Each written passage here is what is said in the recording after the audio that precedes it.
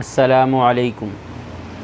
हज़रात गिरामी, इमाम तिरमिज़ी रहमतुल्लाह अलैह ने हज़रत हुज़ैफ़ा बिन यमान रज़ियल्लाहु ताला अन्हु साहिबु सिर्रि रसूलिल्लाह सल्लल्लाहु अलैहि वसल्लम, जो आप सल्लम के राज़दान हैं, उनसे नक़ल फ़रमाया है।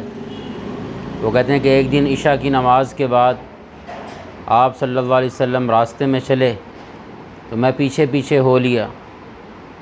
तो आप सल्लम ने ऊंची आवाज़ से पूछा, कौन है? हुज़ैफ़ा है? तो इन्होंने अर्ज़ की, जी या रसूलुल्लाह सल्लम, हुज़ैफ़ा हूँ। तो आपने फ़रमाया, क्या है हुज़ैफ़ा? आज रात आसमान से एक फ़रिश्ता नाजिल हुआ है जो आज से पहले कभी भी दुनिया में नहीं आया, और उसने अल्लाह से इजाज़त ली ज़मीन पर आने के लिए और मुझे ये खुशखबरी सुनाने के लिए कि आपकी बेटी हज़रत फ़ातिमा रज़ियल्लाहु ताला अन्हा जन्नती ख़ातून और जन्नती औरतों की सरदार हैं, और आपके नवासे हज़रत हसन और हुसैन रज़ियल्लाहु अन्हुमा जन्नती नौजवानों के सरदार हैं। एक दफ़ा हज़रत फ़ातिमा ख़िदमत अक़दस में हाज़िर हुई और कहने लगी कि या रसूलल्लाह सल्लल्लाहु अलैहि वसल्लम, 3 दिन बीत गए हैं, न मैंने कुछ खाया है, ना हज़रत अली ने कुछ खाया है, ना हमारे बच्चों ने कुछ खाया है।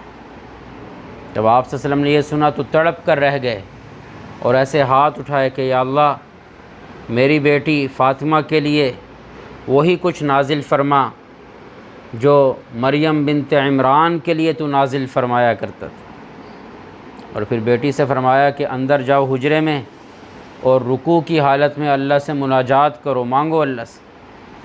थोड़ी देर गुज़री तो ख़ुद आप सल्लल्लाहु अलैहि वसल्लम हज़रत अली और हसनैन करीमैन रज़ियल्लाहु अन्हुमा अंदर गए तो क्या देखते हैं कि एक बड़ा तश्त है, थाल है, और वो तरह तरह के अनवा व अक़साम के फलों से लदा हुआ है और उससे कस्तूरी की महक आ रही।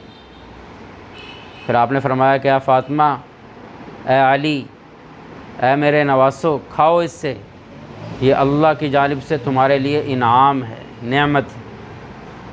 और कहते हैं कि हम 7 दिन उससे खाते रहे, उसमें ज़र्रा बराबर भी कमी वाक़ई नहीं। एक तरफ तो ये तर्ज़ अमल, ये दर्स दिया, ये सबक दिया, दूसरी जानिब एक दफ़ा हज़रत फ़ातिमा बीमार हुई तो आप सल्लम मिजाज पुरसी के लिए तशरीफ़ लाए। आपके साथ कुरैश के बड़े सरदार सहाबी भी हज़रत इमरान बिन हुसैन। तो आप सल्लम ने हुजरे पर आकर दस्तक दी और पूछा, बेटी मैं अंदर आ जाऊँ? मेरे साथ एक सहाबी इमरान भी हैं। तो हज़रत फ़ातिमा ने जवाब दिया, अब्बा जान, मेरे पास तो बड़ी चादर नहीं है जिससे मैं पर्दा कर सकूं। आपके साथ नामहरम है, मेरे पास चादर नहीं। तो आप सल्लम ने अपने कंधे पर जो चादर थी वो उतार कर अंदर दी और फ़रमाया कि बेटी मेरी चादर से पर्दा कर लो। बाप की चादर से फ़ातिमा ने पर्दा किया। दोनों अंदर आए तो पूछा, बेटी क्या हाल है? तो पूछने से ना दिल और नरम पड़ गया। बेटियों के दिल वैसे ही नरम होते हैं।